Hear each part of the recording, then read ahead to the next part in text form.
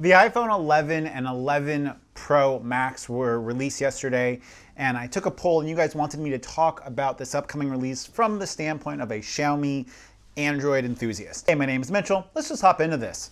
Now, I'm not going to necessarily focus on like the specific specs and a rundown of that stuff. If you guys want to learn about that, there's plenty of videos online and there's plenty of information about that. This is kind of my reaction to how Apple marketed this, the strategy and the way that they're presenting this product to us, and kind of why I find this new release somewhat compelling. Now, the first thing that I've noticed about just the entire presentation is we've seen Apple now heavily leaning on like tangible numbers and like tangible like upgrades to the user experience.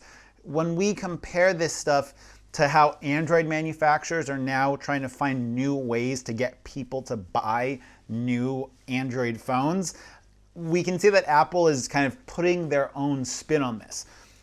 Android manufacturers now are trying to give us more tangible stuff. OnePlus is doing it with like a screen refresh rate and resolution. Huawei is giving us better cameras. Samsung is giving us cool colored backs. Xiaomi is giving us kind of like imitation phony flagships, but like they're wrapping it in like flagship looking builds. And like the way Apple is doing it is they're giving us a bunch of things that kind of tick boxes that users want to see, that would make us go like, oh, this is an upgrade over like previous models. And the first thing that we see is their like new like silicone, is their new SoC, the A13X Bionic, A13 Bionic. It's built on the 7nm platform, and we've seen Apple just kind of continuously kill the game in regards to like benchmarks and what they're able to do with their custom silicone. And the fact that they're engineering the silicone to match a specific user experience that they want to give people, and the software allows them to optimize this to a really high level. Software optimization is something that I talk a lot about in my Telegram community, and if you want to go ahead and check that out, I'll have a link to it down below. If you guys want to interact with me on Twitter or Instagram, Instagram is where I repost your content. I'll have like links for all that stuff. Software optimization is something that we see companies having to do a lot with their ROMs, right, on the Android side of things, because Qualcomm is not the makers of Android and Google is not making SoCs. So that's kind of why we see a lot of effort being put into like MIUI and different software so that you can try to better match the silicone that we have available. That's why oftentimes when people run custom ROMs, they see performance decreases even though it's like stock Android, which is supposed to be faster. So the new silicone that Apple is giving us is supposed to be faster. The phone's supposed to be getting better battery life. Now, the thing about the battery life is Apple quoted 5 more hours of use time on the iPhone XS, on the iPhone 11 Pro Max. They didn't tell us if this is going to be screen on time or if this is going to be standby time or talk time. Just that it's going to be a more efficient chip, which is very much in Apple fashion, that this gets better battery life.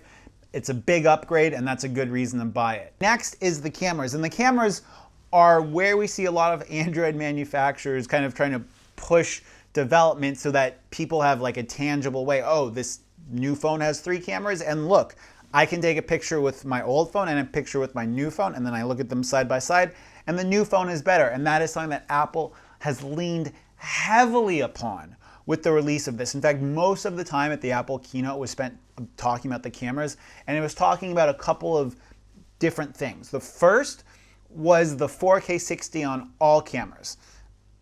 If you guys watched my previous video, you guys would know that Xiaomi lied about 4K 60 on all cameras.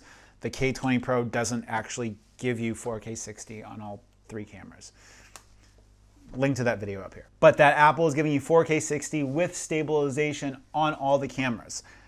iPhone users currently can look at the new iPhone and go, this has 3, mine has 2 cameras. And this is like a tangible upgrade. Night mode. Now this is something that Pixel users have had for a while, and we saw in Apple's keynote, Apple is doing a lot to kind of take some of the things that Google has pioneered for us with night mode and implement it on these new cameras in regards to using the internal measurement units and gyros to see if the device is moving so it can take a longer exposure. Google already implemented this with the Pixel camera. Apple is adopting this, and they're probably going to give us a more refined version of it. The next thing that Google talked about a lot was the color science and matching the color science of their 3 cameras. Now, this is something I've talked about in the past, about the K20 Pro and the Mi 9. Having different color science among 3 different sensors means that you have to do a lot after the fact to kind of try to match that color science. Apple has apparently focused on this so that you can even do like a live zoom while recording video. Apple's also given us the ability to capture wide dynamic range in video at 4K 30 frames a second, which is a lot of processing power for Apple to do.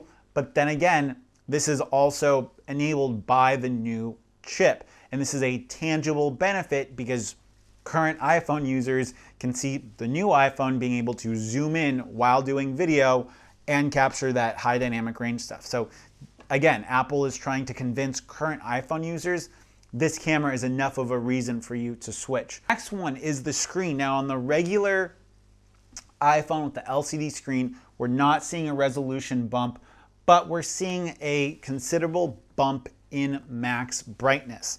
Now this is something that I know a lot of people are going to want to talk shit about Apple in regards to this, because the iPhone XR was just a 720p screen. The new one is a similar resolution. Now this is something I wanted to draw your attention to because in the video world, there's a lot of options for monitors to use during video production if you want a bigger screen to watch the video through. And one of the big features in like high-end video production monitors is max brightness and being able to use that outside. And for kind of the industry standard for like a high-end, high-performance video monitor to be used in like DSLR production, the kind of stuff I do is 1000 nit max brightness for monitors. There's a variety of monitors that you can buy between the $500 and like $800 mark that do this.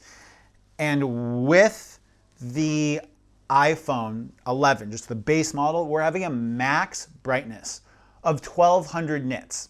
The standard brightness for the DJI controller used to fly drones that's meant for high brightness outdoor conditions is 1000 nits. And we're seeing the base iPhone give us a higher screen brightness than these monitors made specifically for outdoor video production. Just to put things in perspective for you, if I wanted a device to fly my drone, regardless of software, the brightest display that I could get to run the software to fly my drone at this moment would be an iPhone. The next one is the wide angle front facing camera. It's not that much wider, and the standard like focal range at 7 megapixels. When you flip it, it's like 8 megapixels. We've seen companies implementing this, but again, people that have the current iPhone can compare the iPhone they have right now to the new one and see, oh, I can take a wider picture with the new iPhone. And again, this is like a tangible benefit. The next one is the ability to fast charge. Now, Apple has adopted USB-C power delivery on their laptops, and on all of their new iPhones, you're going to be able to fast charge them at 18 watts with a USB Type-C to Lightning connector. Now, they only include the 18-watt brick in the Pro models, but I have my $30 Xiaomi 6-port hub. I could plug a Lightning to USB Type-C cable into that and be able to charge an iPhone at 18 watts. The fact that this is a universal power standard means that you're not stuck buying a proprietary charging brick the way Xiaomi made people do it with their Sonic charger, which actually doesn't charge your device at 27 watts. Overall, I think that at the $600 mark, which is what the iPhone 11 is coming in at for the base model, I actually find this a pretty compelling purchase. The fact that they're still 12 megapixel cameras just goes back to the fact that anything really more than that for video is going to give you worse video performance, and Apple wants to stay the video king. So not adopting a higher megapixel sensor to me is totally acceptable. So at least to me, as like a non-Apple fan, but someone who does like photo video stuff, I think that a lot of people are going to get the regular iPhone 11 and be really, really surprised at just how good of a package it is. It's not the bleeding edge, and that's going to be the thing that most people that watch my videos complain about. But I think that the fact that they're giving us technology that they've refined, that they've polished, and that they've ultimately kind of perfected for their Apple ecosystem is going to go a long way into like possibly persuading people like myself or people that are not like hardcore Apple fanboys or hardcore Android fanboys to get the device, because there are tangible things that Apple is doing that the competition isn't doing. I want to know what you guys feel about this. Do you guys only want devices that have technology that's on the bleeding edge, the cutting edge, the newest features? Or do you want tech that's refined, that has software that's better suited for the hardware? What do you guys think? And please, I don't want this to turn into like an Apple sucks thing. I just want to know how you guys are reacting to this. Do you guys understand why I think that it's a decent device overall at the $700 mark? Or do you think it's super overpriced? Okay, that's just kind of my reaction to this. Those were the things that stood out to me. I hope you guys enjoyed this. As always, if you guys want to support me, you can use the affiliate links down below or buy me a coffee. Until next time, it's been Mitchell coming to you guys from Hanoi. Peace.